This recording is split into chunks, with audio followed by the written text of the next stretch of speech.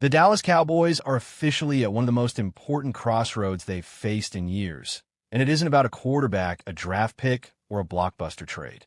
It's about leadership, philosophy, and whether this franchise truly understands how deep the defensive hole has become. The search for a new defensive coordinator is now fully underway, and the names coming through the doors of the Star tell a very clear story. Dallas knows it cannot afford to get this hire wrong. Over the past few days, the Cowboys have already conducted 3 interviews, speaking with Minnesota Vikings defensive pass game coordinator Durant Jones, Cleveland Browns safeties coach Ephraim Bonda, and Denver Broncos defensive pass game coordinator Jim Leonhard. On the surface, those names may not jump off the page to casual fans, but they reflect a deliberate shift in thinking. These are not legacy hires. These are not splashy, brand-name coordinators being brought in for optics. These are teachers, schemers, and developers, coaches who have worked in modern defensive systems and have been tasked with solving passing games in an era where stopping the pass is the entire ballgame. At the same time, the Cowboys did attempt to swing higher. They requested permission to interview Atlanta Falcons defensive coordinator Jeff Ulbrich, a respected defensive mind with head coaching experience and a reputation for physical, disciplined football. That request was denied. Atlanta, now searching for a new head coach after firing Raheem Morris, another potential Cowboys candidate, chose to keep Ulbrich in-house. That denial matters because it highlights the competition Dallas is facing. Good defensive coaches are not sitting around unemployed. They are either being promoted, protected, or aggressively pursued elsewhere. And that brings us to the name hovering over this entire process, Brian Flores. Flores is the type of candidate who changes the temperature of a room the moment he becomes available. He is currently the defensive coordinator of the Minnesota Vikings, and his work there has been nothing short of remarkable. In a league that is increasingly built around spacing, tempo, and quarterback comfort, Flores has consistently found ways to disrupt timing, confuse protections, and manufacture pressure without elite personnel. His defenses are aggressive, unpredictable, and unapologetically attacking. This week is critical because Flores is now free to interview for defensive coordinator positions after completing head coaching interviews last week. That distinction matters. Flores is not looking for just any job. He is looking for the right job. And more importantly, he is likely looking for a promotion, not a lateral move. If a head coaching opportunity materializes, that will almost certainly be his priority. But if it doesn't, Dallas becomes one of the most fascinating options on the table. A high-profile franchise with immense pressure, significant resources, and a defense that is desperate for structural repair. According to Calvin Watkins of the Dallas Morning News, the Cowboys are far from finished with their search. After completing interviews with Jones, Bonda, and Leonhard, the organization plans to bring in additional candidates next week. Jim Leonhard, who spoke with the team on Saturday, was the final interview of the initial group, but not the final interview overall. This is not a rushed process. This is a franchise that understands the magnitude of the decision in front of it. And that magnitude becomes painfully clear when you look at the numbers. The 2025 Dallas Cowboys defense was not just bad, it was historically bad. They ranked 30th in the NFL in total defense, allowing 377 yards per game. That alone would be concerning, but the deeper you dig, the worse it gets. Dallas surrendered a league-high 60 total touchdowns. 60. That is not a schematic hiccup. That is a systemic failure. Against the pass, the Cowboys were dead last in the league. 32nd. They allowed 251.5 passing yards per game and 35 passing touchdowns, the second most in the NFL, trailing only the New York Jets. And here's the detail that makes it even more alarming. The Jets failed to record a single interception in 2025. Dallas, meanwhile, was not far behind in terms of ball production. This was a defense that couldn't cover, couldn't disguise, and couldn't take the football away. That context matters when evaluating these coaching candidates. Whoever takes over this defense is not inheriting a playoff-caliber unit that needs a few tweaks. They're inheriting a broken structure.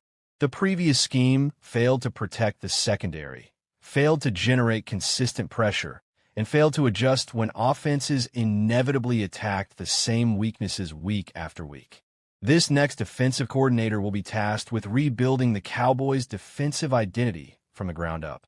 That's why the backgrounds of these candidates are so important.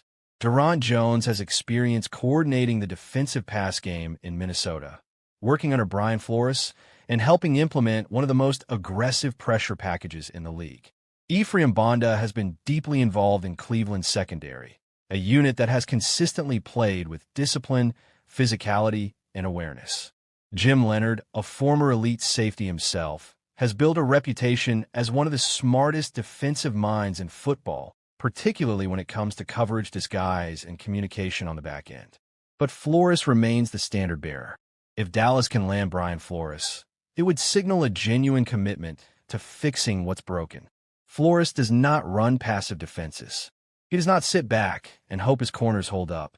He attacks protections, forces quarterbacks to identify pressure pre-snap, and lives with the risk that comes with aggression. For a Cowboys defense that spent all of 2025 on its heels, that philosophical shift alone would be transformative. Of course, the challenge is convincing Flores that Dallas is the right place. This is a franchise with immense expectations, constant scrutiny, and an ownership structure that is deeply involved in football decisions. Not every coach wants that environment. Flores, in particular, values autonomy and trust. If Dallas is serious about him, the pitch cannot just be about brand or resources. It has to be about alignment, about allowing him to install his system, pick his staff, and build a defense that reflects his vision. And whoever gets the job will need help. Scheme alone will not fix this defense. Personnel matters. That's why the Cowboys' position in the 2026 NFL Draft is so crucial. With 2 top 20 picks, Dallas has a chance to give its next defensive coordinator the tools he needs. An edge rusher who can win one-on-one, linebackers who can actually run and tackle, and defensive backs who understand leverage and spacing. Coaching and talent must grow together. One without the other will fail. This hire is about more than replacing a coordinator. It's about deciding what the Cowboys want to be defensively in the next era. Do they want to be aggressive or reactive? Multiple or static? Do they want to dictate terms to offenses or spend another season hoping mistakes bail them out? The numbers from 2025 suggest hope is not a strategy. So as this search continues, every interview matters. Every conversation matters. Because the next defensive coordinator in Dallas will not just be calling plays. He will be tasked with restoring credibility to a defense that lost it entirely. Closely to the owner and general manager himself, you can hear something that Cowboys fans have not heard in a long time. Confidence mixed with willingness, ambition paired with flexibility, and perhaps most importantly, a sense that the franchise is finally positioned to attack the future instead of merely surviving it. At his end-of-season press conference, Jerry Jones spoke with optimism about the team's ability to add quality players through both the draft and free agency, and he traced that confidence back to a decision made at the very beginning of the 2025 season, a decision that has quietly reshaped the Cowboys' financial and competitive outlook. Jones described the vision behind the Micah Parsons trade and hinted that the true benefits of that move are still ahead, not behind, suggesting that what the Cowboys were really trying to achieve is only now coming into focus. Away from the microphones and cameras, Jones went even further, floating the idea of busting the budget in pursuit of his long-stated personal goal, becoming the NFL owner with the most Super Bowl championships. He currently sits 3 titles behind New England Patriots owner Robert Kraft, and at this stage of his career, that gap clearly weighs on him. When Jerry Jones talks this way, it forces the league, and especially Cowboys fans, to ask a dangerous but exciting question. Could Dallas actually become aggressive in free agency? Right now, the Cowboys salary cap situation looks less like a clean spreadsheet and more like a Monet painting, slightly blurry and dependent on where you stand. What is clear is that Dallas must clear cap space to comply with the 2026 limit, but the exact number won't be finalized until early March when the league officially sets the cap. As things stand, the Cowboys have roughly $330 million in contracts on the books, while league projections place the cap somewhere between $295 and $305 million. Even under conservative estimates, that means Dallas must find at least $30 million just to get under the cap before making a single addition. And that number could grow quickly if the team applies the franchise tag to wide receiver George Pickens, a move that would immediately add close to $28 million to the cap. At first glance, this might sound like a financial nightmare, but the reality is far more manageable because the Cowboys have built their roster with restructures in mind. Dallas can generate upward of $100 million in cap space by restructuring contract for Dak Prescott, CeeDee Lamb, Tyler Smith, Osa Odigizua, Darren Bland, and Jake Ferguson, simply by reducing base salaries to the league minimum and converting the rest into bonuses. However, not every restructure is created equal, and there are legitimate long-term consequences to consider. Fully restructuring Dak Prescott's deal, for example, would push nearly $8 million per year into future cap figures from 2027 through 2031, ballooning his cap hit to over $75 million in 2027 and more than $85 million in 2028. While that move would provide immediate relief, it would also mortgage the future, and the Cowboys must decide whether short-term flexibility is worth long-term strain. A partial restructure may be the wiser path, preserving flexibility without completely overloading future seasons. The situation with Darren Bland is even more delicate. Coming off his second foot surgery in as many years, Bland presents both upside and risk. His fully guaranteed money expires after this season, which gives the Cowboys a relatively clean exit option in 2027 if things go south. Restructuring his deal now would increase future cap commitments at a time when his durability is uncertain. For that reason, the smartest approach may be to keep Bland's contract untouched unless circumstances force the team's hand later in free agency, during the summer, or near the trade deadline. The good news is that other restructures carry far less risk. By reworking the contracts of CeeDee Lamb and Tyler Smith alone, Dallas can free up roughly $36 million in cap space, money that can immediately be put to use. If the Cowboys want to push even further, they can look toward extensions for defensive tackles Quinnen Williams and Kenny Clark, both of whom are under contract through 2027. Clark, in particular, is due an $11 million roster bonus by March 13th, creating urgency that could be leveraged into a cap-friendly extension. These types of moves highlight just how much flexibility the Cowboys actually have if they choose to use it. Among their 15 unrestricted free agents, 3 stand above the rest in importance: George Pickens, running back Javonte Williams, and defensive end Jadeveon Clowney. All 3 have expressed a desire to return, but each represents a very different challenge. Pickens is the most complicated. After arriving via trade from Pittsburgh, he delivered career highs across the board with 93 receptions, 1,412 yards, and 8 touchdowns. He is now positioned to demand top-of-the-market receiver money, potentially exceeding the $34 million per year deal CeeDee Lamb signed 2 years ago. That reality is why many around the league believe Dallas will apply the franchise tag, buying time, but also introducing the possibility of off-season tension. The Cowboys dealt with a training camp hold-in from Micah Parsons last year, and Pickens shares the same agency, athletes first, raising the possibility of a similar standoff. Clowney's market value has also risen. He led the Cowboys with 8.5 sacks and finished the season strong despite entering his 13th NFL year.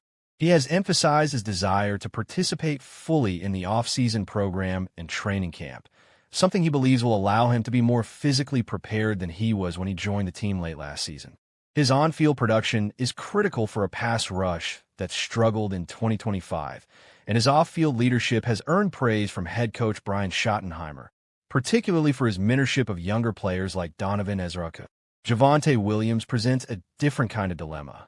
He rushed for 1,201 yards, the most by a Cowboys running back since Ezekiel Elliott in 2019, but he did so on a $3 million salary. On the open market, that number is likely to double on a multi-year deal. Dallas can argue that production at running back can be found anywhere, pointing to Williams himself and Rico Dowdle, an undrafted free agent who also topped 1,000 yards. Whether the Cowboys are willing to pay Williams' market value will say a lot about how they view positional spending. Beyond unrestricted free agency, Dallas must also navigate restricted free agents, most notably All-Pro kicker Brandon Aubrey. Because he was undrafted, Aubrey is a candidate for the second-round tender, projected at just over $6 million. The Cowboys discussed a multi-year extension with his agent last summer, but failed to reach an agreement. Those talks could resume, potentially making Aubrey the highest-paid kicker in the league, while keeping his 2026 cap hit below the tender number. Guard T.J. Bass and Brock Hoffman also factor into this picture, both undrafted players who have proven reliable. Bass started 5 games last season and has shown he can hold down left guard if Tyler Smith stays at tackle, making him a strong candidate for a short multi-year deal that buys out his 2027 free agency. One of the most dominant defensive ends in football, a player who embodies intensity, production, and leadership. And when Crosby's season ended with visible frustration and reported tension between himself and the Raiders organization, those rumors didn't die down, they exploded, and suddenly the question wasn't if Dallas would make another move, but how far they should be willing to go. And that brings us to the heart of today's discussion. Because while fans dream about pairing Micah Parsons with Max Crosby and creating the most terrifying pass rushing duo in the NFL, not everyone inside the Cowboys media ecosystem believes that's the smartest path forward, including 2 well-known voices on Dallas Sports Radio, Sean Sharif and R.J. Choppy from 105.3 The Fan, who recently had a fascinating conversation about what the Cowboys actually need a defensive end, and more importantly, how they should go about getting it. And their take might surprise some people, because while they fully acknowledge that Max Crosby is an elite, game-changing player, they both argued that if you zoom out and look at the full picture, the better move for